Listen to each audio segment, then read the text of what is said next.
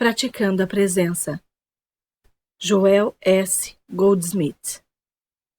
Contracapa. Em meio às tempestades da vida, os altos e baixos e os momentos de alegria, frustrações e insucessos, Joel Goldsmith descobriu o segredo para se manter otimista, gentil e, acima de tudo, deixar a sua vida e a dos outros ao seu redor melhor. Tornando as palavras das Escrituras Sagradas a base de seus momentos de reflexão, o autor pôde compreender que estar na presença constante do Criador é uma atividade consciente que requer prática e que só traz bênçãos para a nossa vida.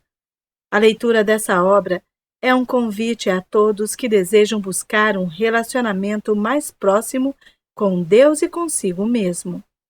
Capítulo 1. Consciência espiritual. O segredo de uma vida harmoniosa é o desenvolvimento da consciência espiritual. Nessa consciência, medo e ansiedade desaparecem e a vida se torna significativa, tendo a plenitude como tônica. O grau de consciência espiritual é tanto maior quanto mais abandonamos a nossa dependência do mundo externo e colocamos nossa fé e confiança em algo maior que nós mesmos, no invisível e infinito, que pode superar todo e qualquer obstáculo. Em outras palavras, a conscientização da graça de Deus. O que vai nos ajudar a atingir essa consciência espiritual é uma prática que pode ser realizada durante todo o dia, todas as vezes que o mundo nos bombardear com solicitações de uma coisa ou outra. Para cada uma dessas demandas insistentes, temos a nossa resposta. Não, não. Isso não é o que eu preciso ou quero. Tua graça é minha suficiência, nada mais, nem dinheiro nem fama, só a tua graça. Vamos nos ater a isso firmemente. Aparentemente, precisamos de meios de transporte, aluguel, vestimentas, moradia, saúde, mas vamos reconhecer firmemente que a nossa única necessidade é a graça de Deus. Nosso trabalho pode exigir maior força, maior conhecimento ou maior capacidade do que parecemos possuir, ou podem haver maiores exigências feitas sobre nosso bolso do que podemos atender. Em vez de aceitar essa aparente falta, lembremo-nos destas palavras. Entre aspas, Ele cumpre o que é nomeado para mim. O Senhor aperfeiçoará o que me diz respeito. Fecha aspas. Ou alguma outra passagem bíblica de mesmo teor. Aos olhos humanos, pode ser que haja demandas físicas, mentais, morais ou financeiras maiores do que a nossa capacidade de cumpri-las. Mas no momento em que nos voltamos para o Deus que está dentro de nós, reconhecendo que Ele cumpre o que é dado que façamos, Ele aperfeiçoa o que concerne a nós. Um peso cai de nossos ombros e o sentido de responsabilidade pessoal acaba. De repente, nos é dada a capacidade necessária que descobrimos não ser nossa de maneira alguma, mas sim a capacidade de Deus sendo expressa através de nós. De nossa fraqueza vem a força, não a nossa força, mas a força dele, que nos permite executar qualquer obra. Se precisamos de descanso, nos voltamos para as Escrituras e encontramos, abre aspas, vinde a mim todos que estáis cansados e oprimidos, e eu vos aliviarei, fecha aspas. Uma das passagens mais reconfortantes nas Escrituras é, abre aspas, a minha paz vos dou, não como o mundo a dá, fecha aspas. Se nos concentrássemos nessa declaração por um mês, um mundo totalmente novo se abriria para nós. Conhecemos o tipo de paz que o mundo nos dá, mas essa não é a paz que precisamos. Acreditamos que teríamos paz se tivéssemos suprimento suficiente, saúde e a companhia certa. Isso pode ser verdade, mas a posse de todas essas coisas não garante que não seremos perturbados por alguma outra necessidade. Enquanto procuramos pela paz nas pessoas e nas situações, não encontraremos satisfação ou paz duradoura. Abre aspas. A minha paz, não como o mundo a dá, fecha aspas, mas, abre aspas, a minha paz, fecha aspas. Minha paz é um espírito suave que transborda dentro de nós e não tem nada a ver com as coisas do dia a dia, embora no final das contas resolva todas elas. A fé no infinito invisível aprofunda-se e aumenta à medida que aprendemos a confiar conscientemente no fato de que ele cumprirá o que nos é dado fazer. O infinito invisível faz o que nos é dado fazer no mundo visível, cumprindo o que concerne a nós. A graça invisível nos basta em todas as coisas, enquanto a presença invisível vai à nossa frente, aplainando os lugares tortuosos. Aos poucos, quando repetidamente a tentação vem dizer: eu preciso, eu quero, eu não tenho o bastante, eu sou insuficiente, lembramos que nossa suficiência está no invisível infinito. Essa prática aprofunda a consciência espiritual. Irmão Lawrence se referia a isso como praticar a presença de Deus. Os hebreus chamavam de manter a mente firme em Deus e reconhecê-lo em todos os caminhos. Jesus dizia: habitar na palavra. É uma prática que basicamente nos leva à total confiança no invisível infinito, que por sua vez traz o visível para a nossa consciência sempre que necessário.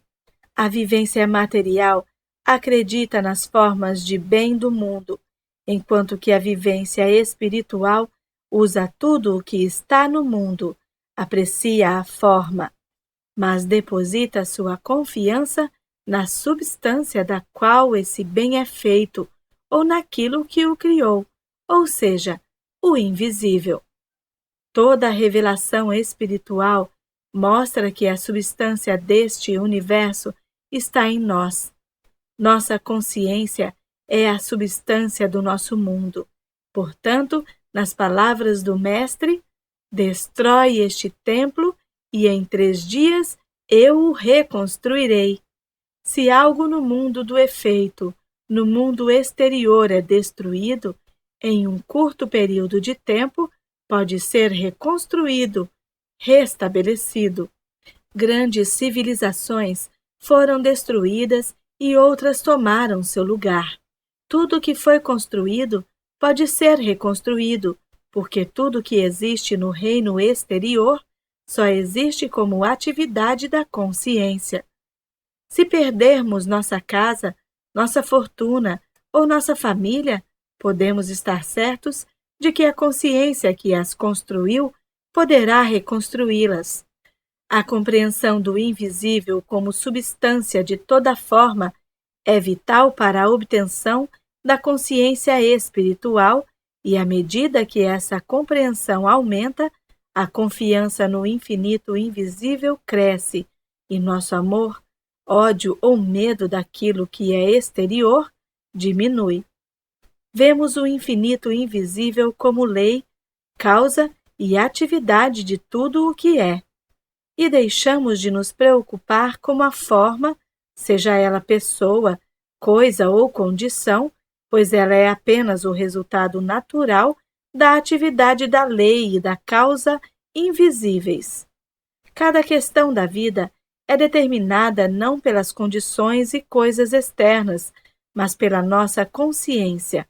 Por exemplo, o corpo por si só não tem poder, não tem inteligência, nem é responsável por suas ações. A mão permanece exatamente onde está para sempre, a menos que algo a comande. A esse algo chamamos de eu, o qual determina como essa mão será usada, uma vez que ela não pode determinar nada por si mesma.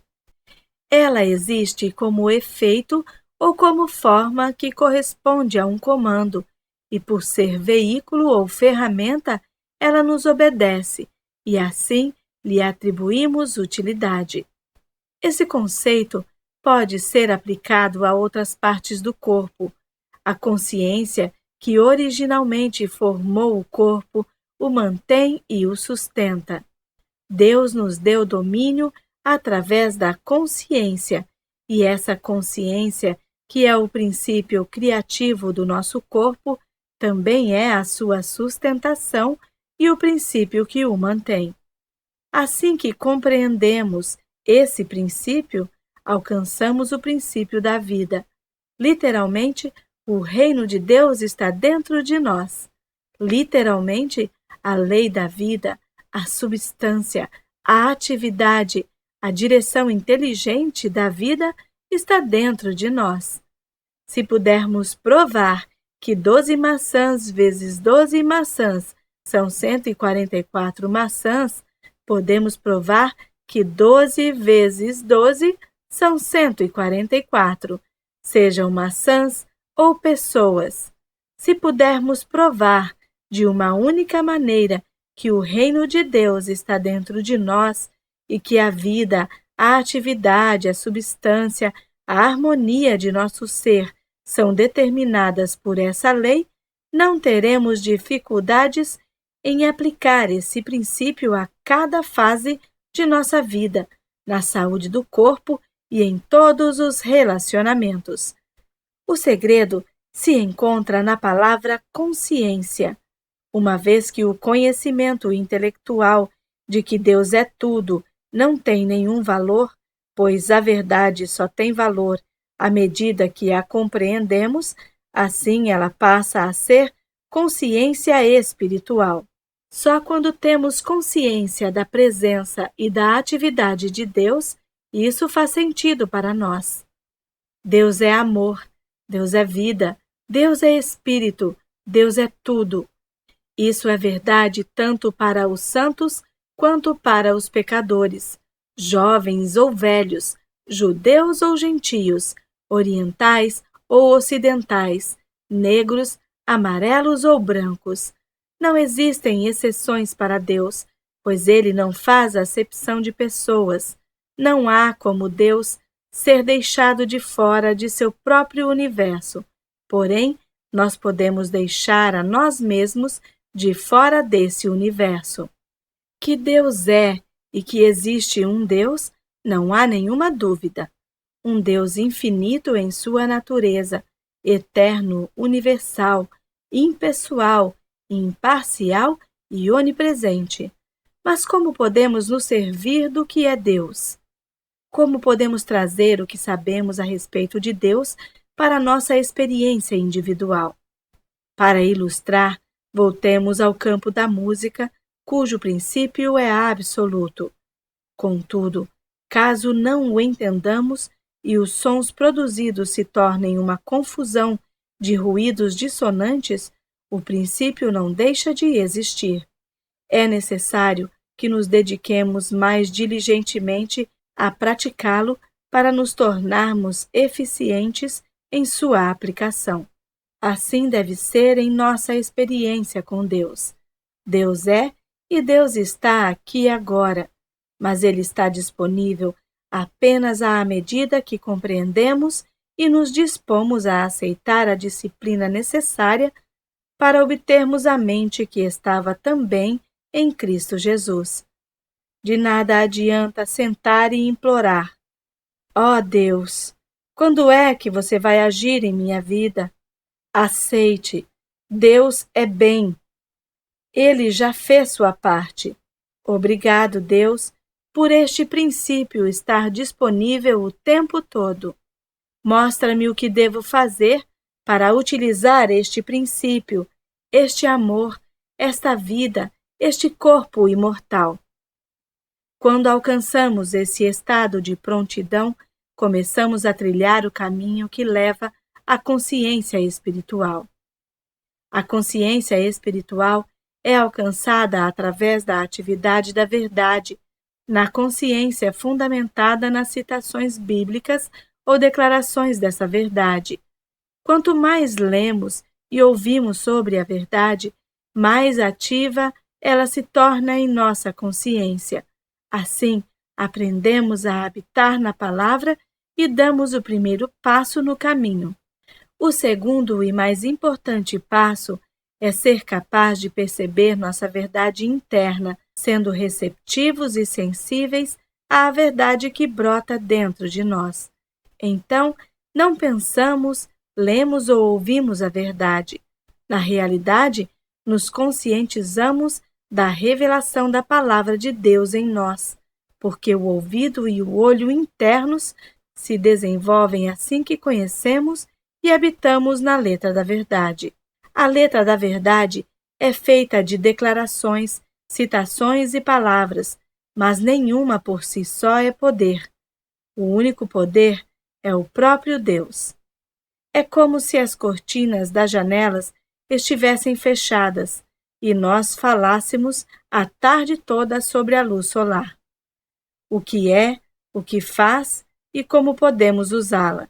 Então, depois de várias horas, alguém ceticamente comentaria: mas ainda está escuro aqui. Depois de toda essa conversa sobre a luz, continua escuro aqui. Sim, ainda está escuro, e escuro permanecerá até que abramos as cortinas. Assim também se pode falar sobre a verdade, ler sobre a verdade, estudar a verdade e nenhuma vez sequer sentir a luz, nenhuma vez sequer sentir a presença e o poder de Deus, a menos que demos o passo final para a abertura da consciência à presença dele. Quando a verdade vem à nossa consciência de dentro do nosso próprio ser, passamos do intelectual para o espiritual. Essa é a fase mais importante da atividade da verdade na consciência. O segundo passo, aquele que leva a um estado de consciência em que somos receptivos e sensíveis à pequena voz silenciosa dentro de nós, não pode ser dado, a menos que o primeiro já tenha sido dominado, isto é, a letra da verdade tenha sido conhecida. Todos os anos que uma pessoa passa lendo a respeito, ouvindo ou pensando sobre a verdade, frequentando cultos, palestras ou aulas, são importantes para atingir o ponto de onde a inspiração flui de seu próprio ser. Geralmente, essa inspiração só vem depois do total aprofundamento da letra da verdade. Jesus nos pediu que deixássemos que suas palavras permanecessem em nós. Nisto meu Pai é glorificado, que deis muito fruto. Viver nessa verdade, habitar na palavra, significa dar frutos abundantes, ou seja, viver uma vida harmoniosa e espiritual. Mas se esquecemos de viver e de habitar na palavra e deixá-la habitar em nós, nos tornamos ramos cortados e murchos. Como podemos permanecer na palavra se não a conhecemos? Temos que conhecer e aprender o que é a letra da verdade. Permaneçamos em meditação até o momento em que possamos sentir a consciência espiritual interior, isto é, a compreensão. Aí saberemos que atingimos o espírito da verdade, que estamos conscientes da verdade, que é a palavra de Deus, e essa palavra é poder. Todos aqueles que desejam ardentemente compreender a Deus, consegue, pois a graça de Deus garantirá essa compreensão. Pode-se conhecer toda a letra da verdade e, mesmo assim, ser um ramo que murcha. É preciso que permaneçamos na palavra e deixemos a palavra e o Espírito de Deus habitar em nós. A palavra habita em todos os homens, mas a maioria é tão inconsciente disso quanto do fato de que há sangue correndo em suas veias. Deus está conosco. Sua presença preenche todos os espaços e seu Espírito habita em nós. Mas quantas pessoas realmente sentem essa presença? Falamos, lemos, oramos, teorizamos a respeito desse assunto, mas não o experimentamos. É preciso que tenhamos consciência e real percepção da presença. Todas as vezes que nos livramos do ódio, da inveja, dos ciúmes, da maldade, do egoísmo, da autoglorificação, do preconceito e da intolerância, abrimos espaço para o Espírito de Deus, uma vez que Deus não pode habitar no meio disso tudo. Enquanto esses sentimentos estiverem presentes em nossa consciência, será necessário permanecer na verdade e deixá-la habitar em nós até o momento em que o Cristo estiver tão vivo que tais pensamentos mortais não mais nos atingirão. Assim, o Espírito de Deus habita em nós, que é Cristo em vós, a esperança da glória. Eis que estou à porta e bato. Se alguém ouvir a minha voz e abrir a porta, eu entrarei, e com ele cearei, e ele comigo. Na maioria dos ensinamentos religiosos, aprendemos que o Espírito de Deus está em toda parte, mas isso não é verdade. Se assim fosse, seríamos livres, saudáveis, ricos, independentes, alegres e harmoniosos. Não, o Espírito de Deus está presente somente onde ele é percebido. É necessário que sintamos a presença real de Deus para possuirmos esse Espírito. Não basta abrir a janela e dizer que a eletricidade está em toda parte. Ela está, mas não terá nenhuma utilidade se não estivermos conectados a ela. Assim é com o Espírito de Deus, que no sentido espiritual absoluto está em toda parte, mas só será eficaz em nossa experiência à medida que for percebido. O aprendiz da sabedoria espiritual não pode passar o seu dia satisfeito porque leu uma verdade de manhã ou porque ouvirá outra à noite. A atividade consciente da verdade deve estar presente o tempo todo. Isso não significa que precisamos negligenciar nossos deveres e atividades diárias, mas sim que precisamos treinar nossa mente a fim de manter alguma área na consciência sempre conectada à verdade. Quando olhamos para as formas da natureza, como árvores, flores e oceanos, ou mesmo as pessoas, encontramos um pouco de Deus em cada experiência e assim habitamos na palavra. O objetivo está muito perto de nós, mas por mais perto que pareça, está muito distante, porque a cada desafio superado, outro se segue. À medida que avançamos em nossa busca, podemos medir o nosso progresso desta forma. Vemos o horizonte diante de nós e temos a sensação de que há apenas uma curta distância a percorrer.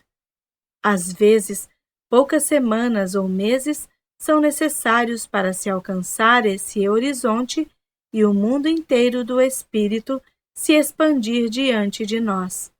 Nesse momento, acreditamos que realmente entramos no reino dos céus e realmente entramos, mas por poucos dias. De repente, nós nos acostumamos a essa luz e nos damos conta de que outro horizonte nos impele adiante.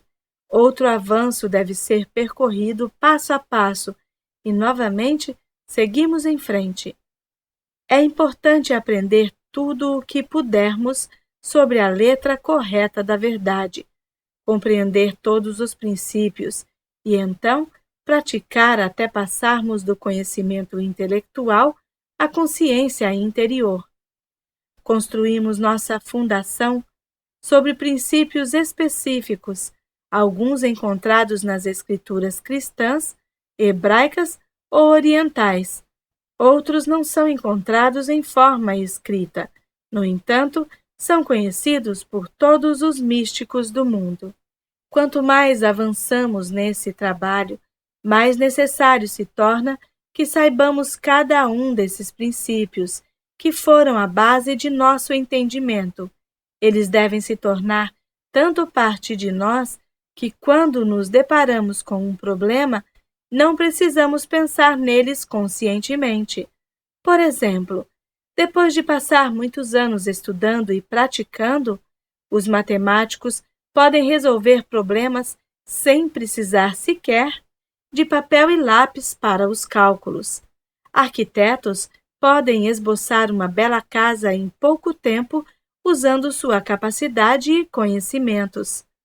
Advogados experientes tornam-se tão familiarizados com os estatutos e decisões judiciais que passam a conhecer a lei que se aplica a cada caso ou sabem onde encontrá-la quase imediatamente. Mas se algum deles fosse questionado quanto ao seu conhecimento, provavelmente diria: faz 20 anos que estudo tudo isso. Assim é conosco. Cada vez que somos chamados para ajudar, Deus coloca as palavras necessárias em nossa boca. Às vezes, não há nenhuma palavra, apenas um sorriso. Para uma pessoa com dificuldades financeiras, pode significar: filho, tu sempre estás comigo e tudo o que eu tenho é teu. Para alguém se sentindo só, eu nunca te deixarei, nem te desampararei. Para quem luta contra problemas físicos, tu és tudo. Para alguém que se sente culpado, nem eu te condeno. Vai e não peques mais. Se procurarmos entender a verdade por trás dessas questões, com o passar do tempo teremos todas as respostas disponíveis para uso imediato. Depois de anos contemplando Deus e suas coisas, meditando e comungando com Ele, não precisamos mais nos preocupar com as coisas deste mundo. Quando surge uma questão, a resposta certa é imediatamente revelada, pois a atitude de escuta e de espera, desenvolvida através da meditação, cria um vácuo onde Deus rapidamente traz tudo o que seja necessário. Sabedoria, poder ou graça. É necessário a compreensão dos princípios da vida espiritual, isto é, o conhecimento da letra correta da verdade. Esse é o alicerce fundamental para que possamos compreender por que e para onde estamos indo e qual é nosso relacionamento com Deus e com o próximo. É necessário saber essas coisas para não nos apoiarmos numa fé cega, que em um momento ou outro poderá nos abandonar, e também para não entrarmos num estado de caos mental, confiando em uma coisa hoje e em outra amanhã, nunca chegando à compreensão do que realmente é. A vida espiritual não pode ser construída sem a compreensão de Deus, da natureza e do caráter de Deus, da natureza da lei de Deus e da natureza do ser de Deus. Leia e aplique à sua vida passagens bíblicas que incorporem princípios espirituais. Levante-os como uma bandeira na presença de toda e qualquer forma de discórdia, até que esses princípios se tornem automáticos. Isso é habitar no lugar secreto do Altíssimo, vivendo, nos movendo e tendo nosso ser continuamente na consciência de Deus, não apenas por alguns minutos durante a leitura de um livro ou durante uma palestra. Apesar dos apelos deste mundo, devemos parar em intervalos frequentes durante o dia e durante a noite para a prática da presença. Isso não precisa interferir em nossas atividades diárias, nem significa que devemos parar o que estamos fazendo. Cozinhando ou cortando grama, podemos manter nossa consciência aberta a Deus o tempo todo, lembrando que minha graça te basta. Na rua, nas lojas ou no nosso carro, lembremos sempre que o Espírito do Senhor Deus está sobre mim, e esse Espírito é paz e alegria para mim e para todos aqueles que vêm à minha consciência.